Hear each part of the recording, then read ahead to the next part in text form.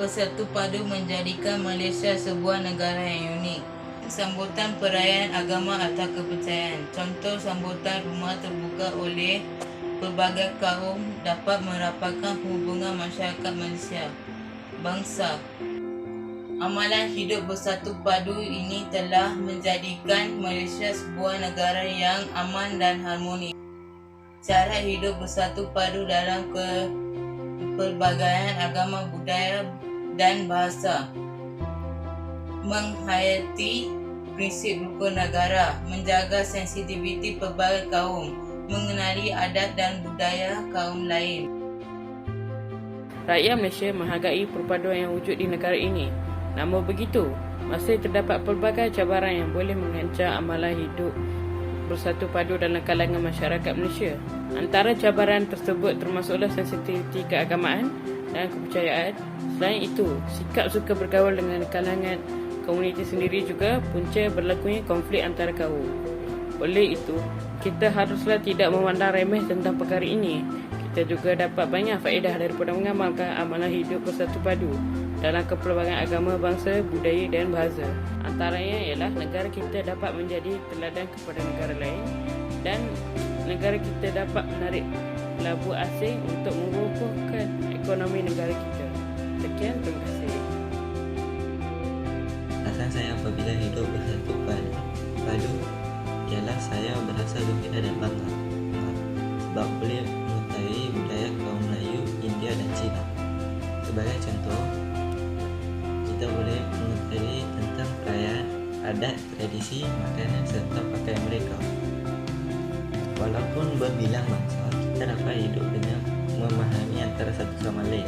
Amalan budaya hidup bersatu padu ialah kita perlu menghormati dan memahami agama, budaya dan adat asal masyarakat Malaysia.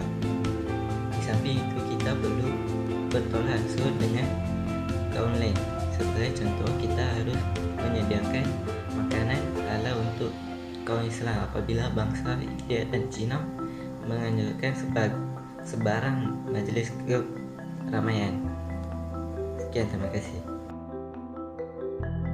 Hai, saya Gunia Patel dan saya ingin mengucapkan terima kasih kepada Tuan kerana sudi menjawab soalan kami. Tanpa melengah-lengahkan masa, kita teruskan kepada soalan yang pertama. Pada pendapat Tuan, bagaimanakah cara untuk menjaga perpaduan kaum, bangsa dan budaya di negara kita? Kita haruslah menghormati adat dan kepercayaan kaum lain. Seperti kan, kalau orang Islam semasa bulan Ramadan, mesti dia orang puasa. So yang non-Islam, yang bukan Islam, janganlah makan depan dia orang, dia pun kesian. Lepas tu pernah tengok orang Sing. Okey, orang Sing akan pakai turban kat kepala dia. So kita sometimes kita mengejek dia. Lepas tu dia pun sedih. So janganlah macam tu. Oh, pendapat yang menarik. Bagaimanakah pula dengan akibatnya? Apakah akibat kalau perpaduan kaum tak dijaga? Okey, akibatnya adalah ekonomi akan merosot. Apabila perpaduan kaum tak dijaga, mesti ada pergaduhan kan.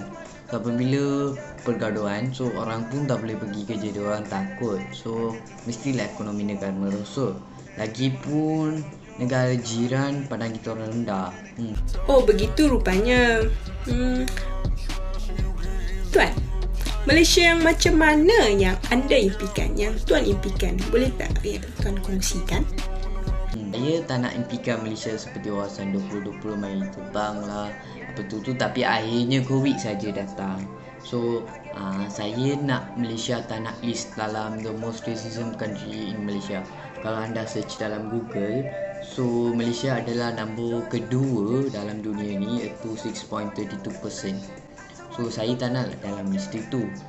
So saya nak Malaysia ni jadi aman dan damai